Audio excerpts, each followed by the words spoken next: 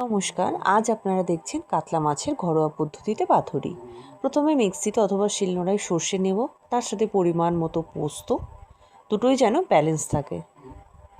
তার সাথে সাদা তিল, এটা দিলে একটু স্বাদটা অন্যরকম হয়, আপনারা দিতেও পারেন নাও দিতে পারেন। এবার পরিমাণ মতো কাঁচা লঙ্কা দিয়ে মিক্সিতে আমরা ভালো করে সমস্ত মশলাগুলো পেস্ট করে নেব। এই যে হয়ে গেল রেডি। এবার মাছটার মধ্যে একটু লেবু আর একটু সর্ষের তেল মাখিয়ে রেখে দেবো। এবার এই মশলাটার মধ্যে আমরা দেব পরিমাণ মতো হলুদ, তারপর নুন, আর একটু স্বাদের জন্য দেব আমরা চিনি, এটাও আপনারা বুঝে দেবেন।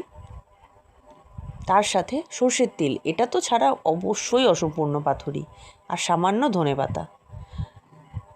এই সব কিছু দেওয়ার পরেতে সুন্দর করে আমরা সমস্ত মশলাটাকে আরেকবার হাতে মেখে নেব, যাতে সর্ষের তেলটা মেশে। এবার চাটুতে কলা পাতাটাকে সেঁকে নিয়ে তার মধ্যে মাছটাকে দিয়ে যে মশলাটা রেডি করলাম সেটা মাছের এপিঠ ওপিঠ ভালো করে মাখিয়ে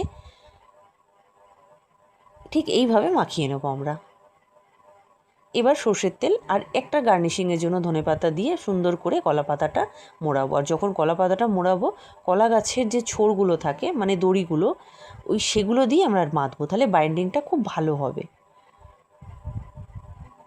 এইভাবে বেঁধে রেডি। এবার কড়াইয়ে তেল গরম করে তার মধ্যে এটা দিয়ে 10 মিনিট রেখে ভাপিয়ে নিলেই হয়ে গেল রেডি পাতুরি।